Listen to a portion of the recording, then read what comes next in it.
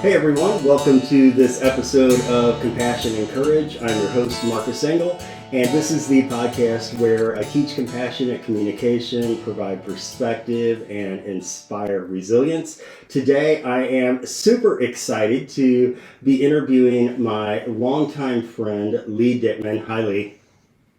Hey, Hi. thanks for having No me. problem. No problem. Thank you for doing this.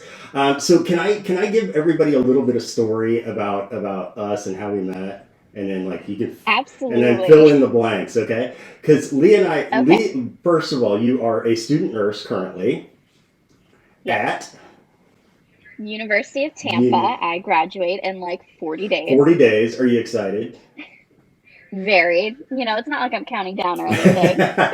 I've known you since you were a kid, and I do mean that as a kid, like what, less than 10 years old, I and think I was 8. 8, and then we met through Shriners, right? hmm So give me a little bit of your story and how you came to the decision to go into nursing and all those kind of good stuff. So just start wherever you'd like.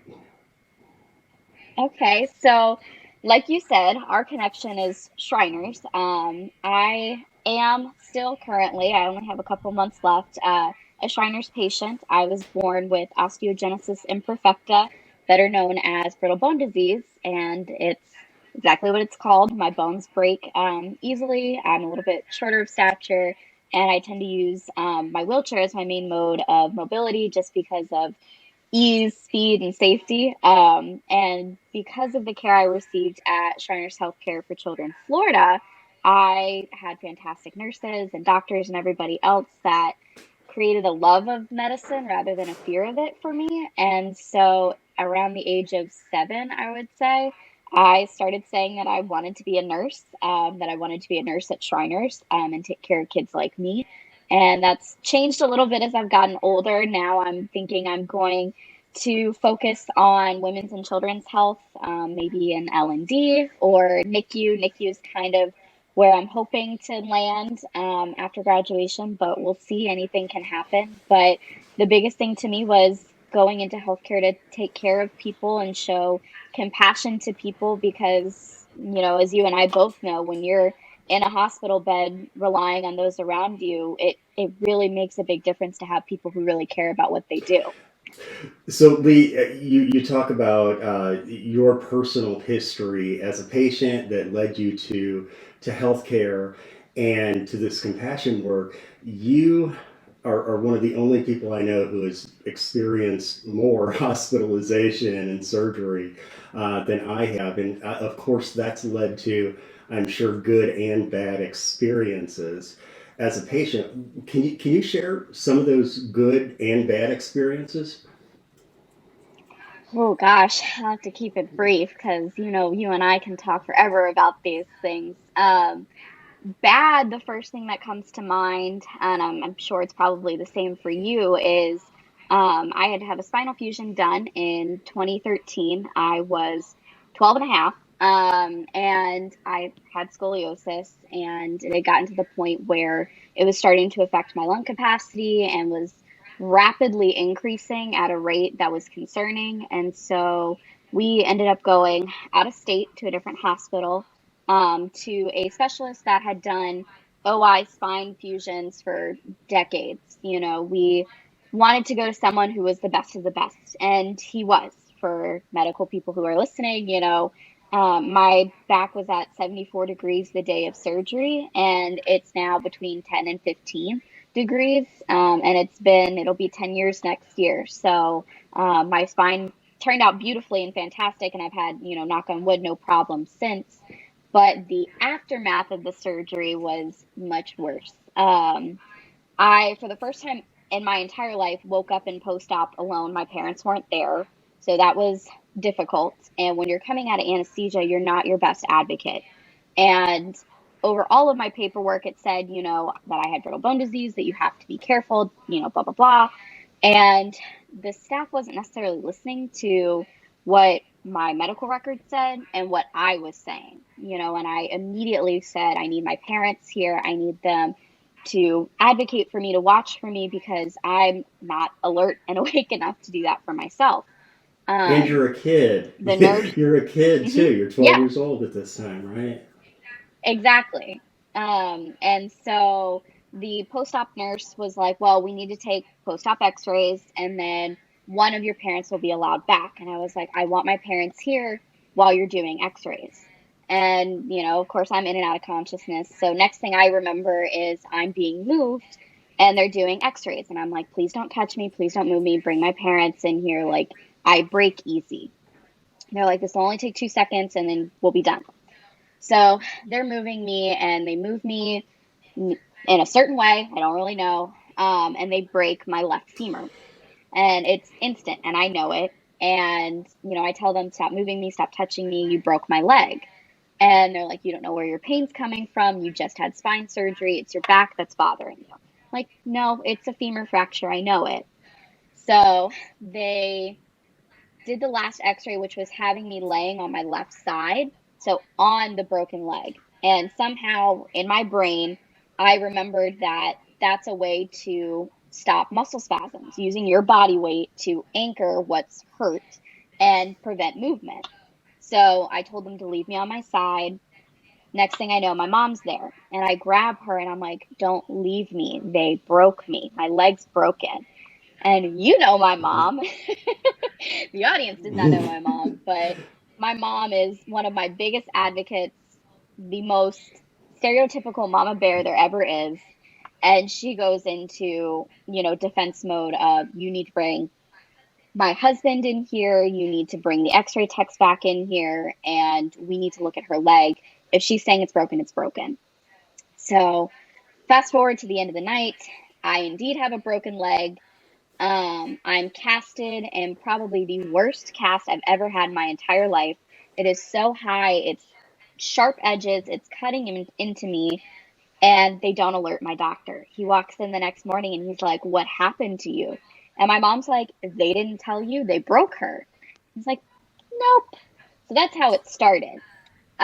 2 days later, during like a middle of the night bed change, because I just sweated through everything, another nurse came in needing my nurse and thinking she'd be helpful, came to help with moving the sheets.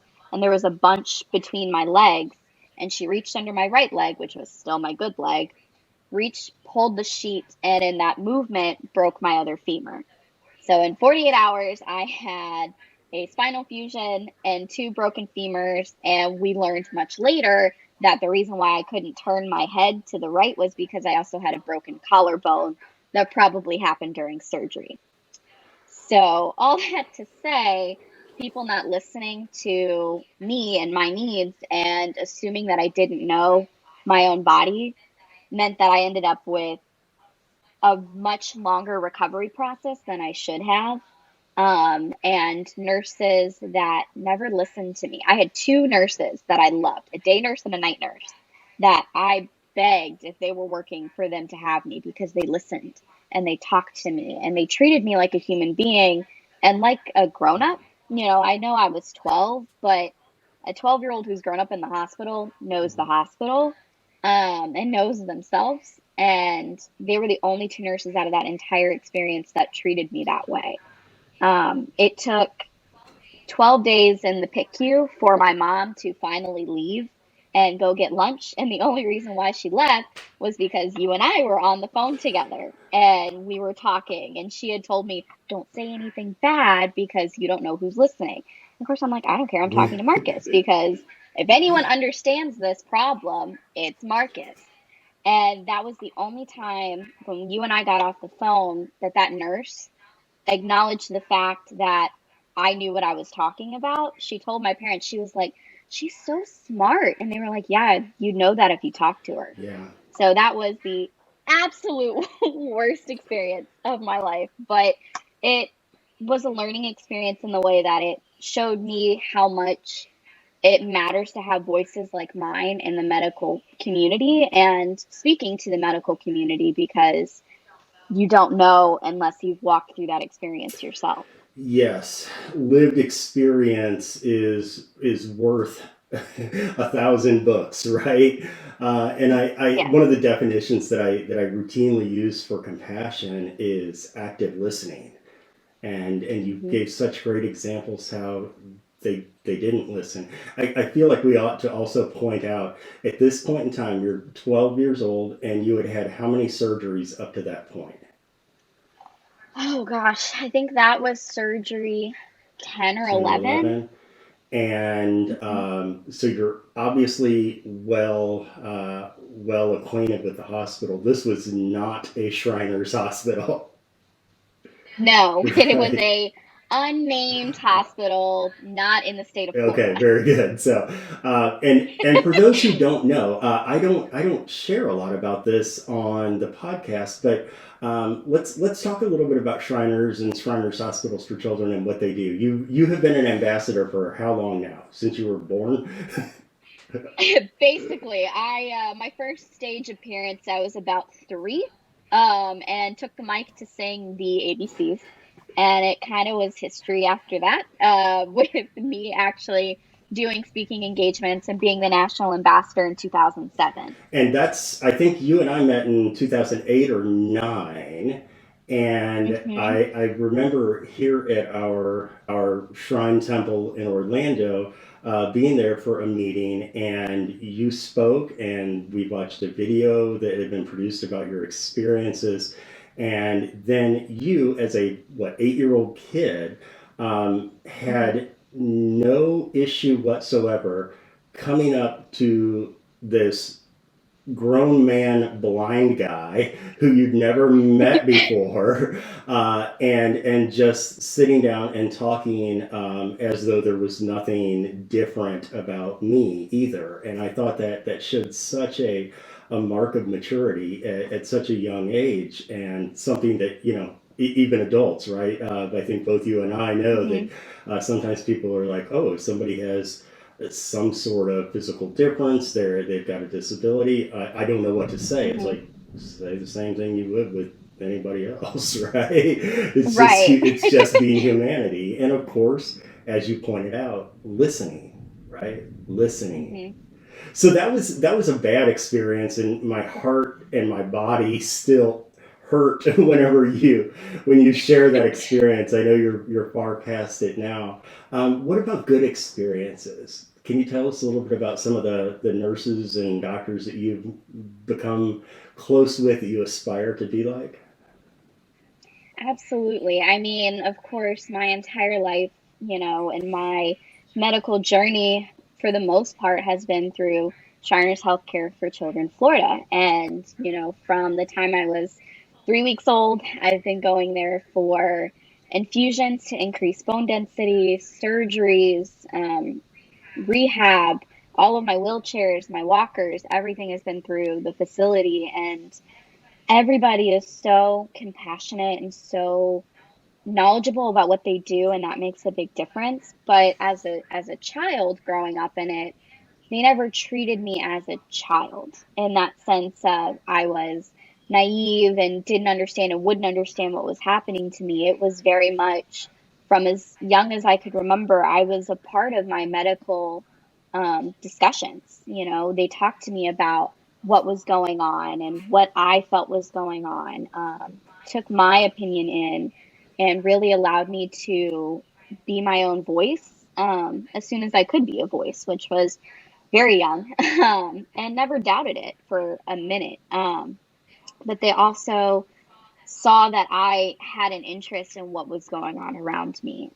With my infusions growing up, I had an indwelling port that they'd have to access, and I was very little, and they were letting me flush it with saline, pull back and draw my own blood, things like that, teaching me how to use the infusion pump and letting me push it, obviously under supervision, but push the buttons to start the infusions. I'd be in the room with my friends who were getting IVs started, and I'd be holding their hand with one hand and passing gauze and tape Mm. over to the nurse who was starting the IV. I mean, it was just how it was. They really inspired me to look at medicine and the medical field as the good that it is and to not be afraid of what's happening to me and to be willing to accept what was needed. And it really fostered in me the desire to do that as a career. I mean, medicine is just where I'm comfortable. I love learning. I've always been a lifelong learner.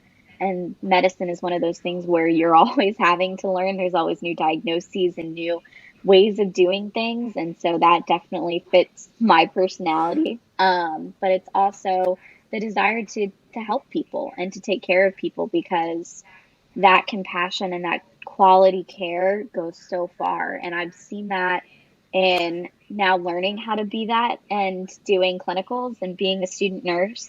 You know, for me, it's a good day is helping someone take a bed bath that hasn't had a bath in 5 days. And they don't feel human. They don't feel like themselves because they feel gross and sweaty and had surgery. And I will sit there and I will brush hair and I will wash hair and I will, take the time to really help someone feel like themselves again. And that's a good day to me. You know, I'll tell my instructors, oh, I got to give a bed bath. And my peers in my group will be like, oh, I hate when I get asked to do that. I feel like I'm just a care tech. And it's like, to me, that's the most important because I know what that feels like. I know what having those needs being ignored feels like and how much it mattered to me as a patient to have that happen. And so, as a student nurse and a future nurse, those are things that I find important. You know, yes, my job is to give medicine and evaluate and assess what's going on with my patient, but there's still a human in a bed that's going through probably one of the worst experiences of their life. The least I can do is be present with them when they need me. Be pleasant and keep in mind, like you said, a bath is something that it doesn't take an education to give a No. bath, right? This is something that mothers Hmm. and humans have done for one another, since the beginning of time. But yet, it's that connection of shared humanity and understanding that that person is getting to feel like a person again, right? Getting to feel like a Hmm. person again. And that is, um, we talk about that it feels like a breath of fresh air. Having been the Yeah. recipient of bed baths by somebody who took that time to be present is Hmm. so, it is just compassion. It's compassion at its very heart. So I wanted to. You say you're these days as a student nurse, you're thinking L&D or NICU. Yes, I pretty much anything with babies, I'm so Uh, excited. I've loved babies since I was little, and it's just so fun. I'm doing my precepting right now in the transitional nursery at Tampa General, which is, our big trauma hospital in Tampa, and it's a teaching hospital. So I'm very, very fortunate of where I'm at. It's been an amazing experience, and the transitional nursery at the hospital is the nurses that are in charge of taking care of baby from the time of delivery until they're moved off to postpartum. So I get to be with a family for the first 2 to 3 hours of their new child's life, which is so, so cool. Magic, right? Not, Yeah. no, it's not magic. It's biology, but I like to think of it as magic. I agree. It's a pretty magical feeling. Oh, that's so fantastic. And I love getting to work with student nurses around the country because of the enthusiasm, right? Student nurses, you've made the decision to go into this sacred profession. You've gone through all the classes. You're wanting to go out and be that caregiver that is not only scientifically and academically trained and proficient, but also to be that human being. Um, Hmm. and I'm so excited about you being able to do that for parents, not just for the babies. The babies aren't going to remember this, but the parents who in those moments are so scared and so Hmm. vulnerable.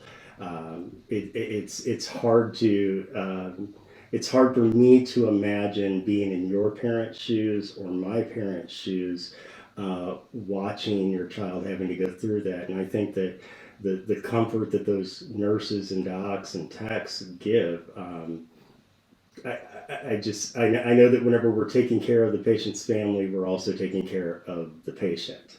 And you're going to get to Hmm. do that. I also know you. and you are going to be tapped for leadership quickly. And Yeah. you are going to be tapped for leadership quickly. Are you at all interested in that aspect of healthcare and nursing?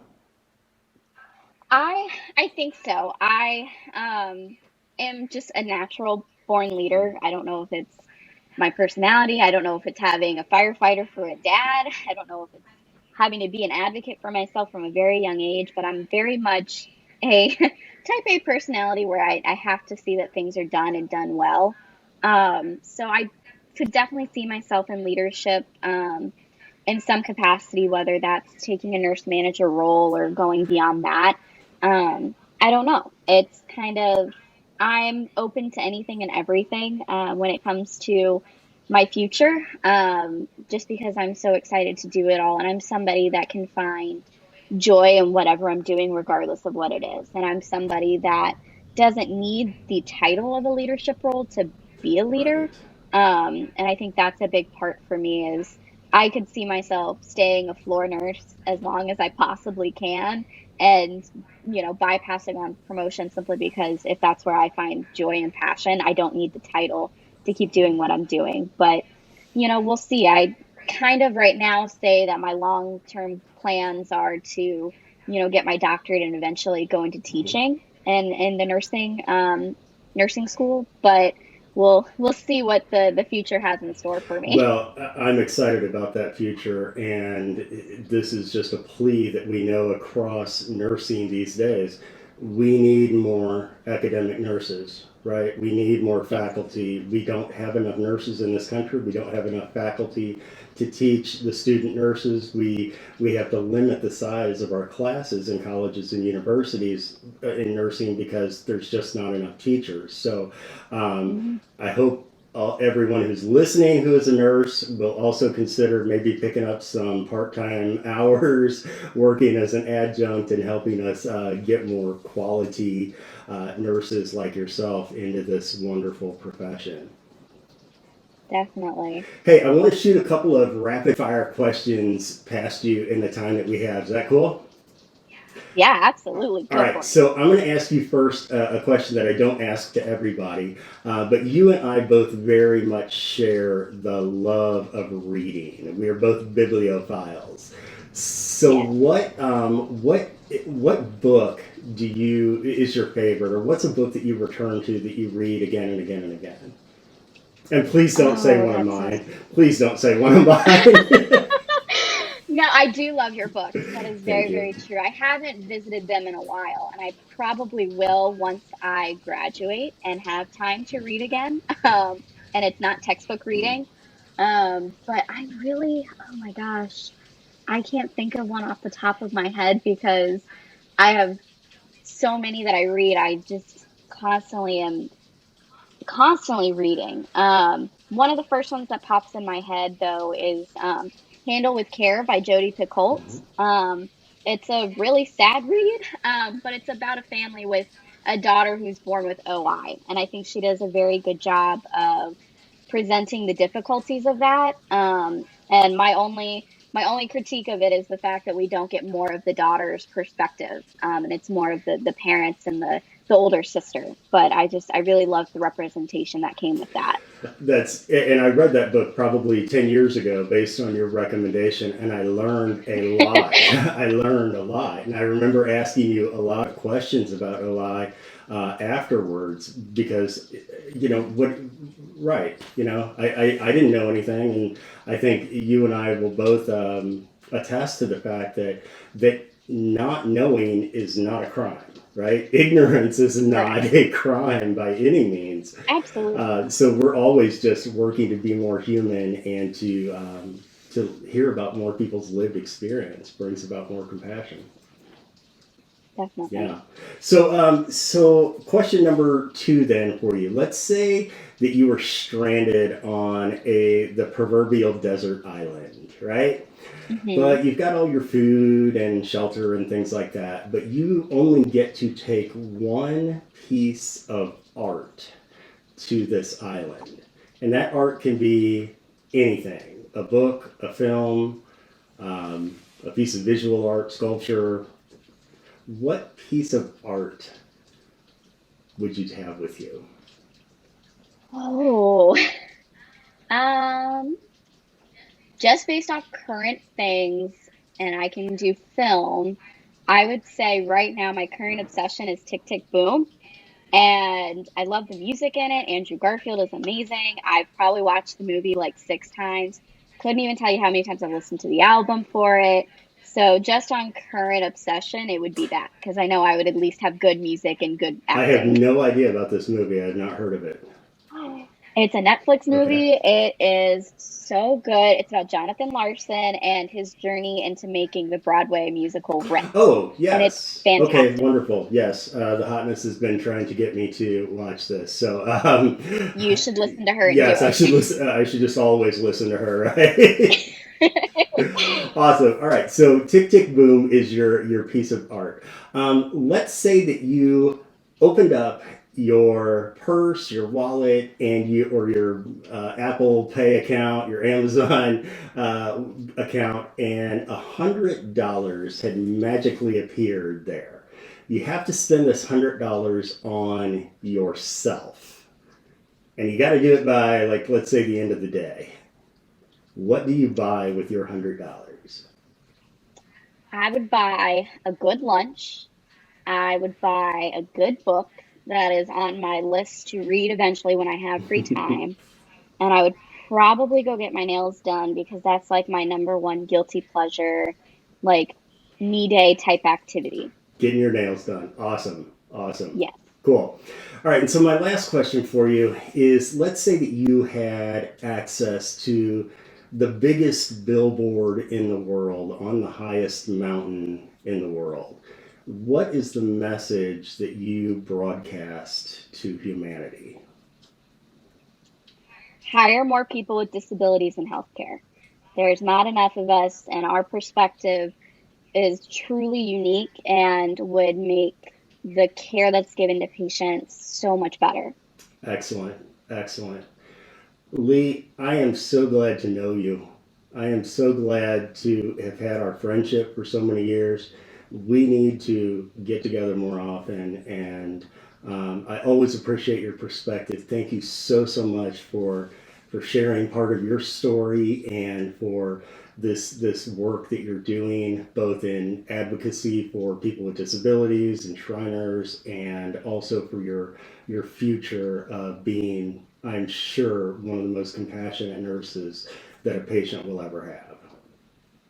Oh, thank you, Marcus. I mean, so much of the same sentiments to you. It's really special that you were like, yeah, I'll be friends with a 9-year old and like we'll talk and hang out. And now it's like true, friendship that is again that perspective that not many people have. And it's something I'm so very, very thankful that we get to do. And definitely we need to get together. We need to have our pupsy, Yes, your service dog, my service yes. Oh, dog. and I tell us, mean, tell everybody a little bit about your pup, and tell me, okay. So and tell me. yes, I know. I think we talked like right after I got Mhm.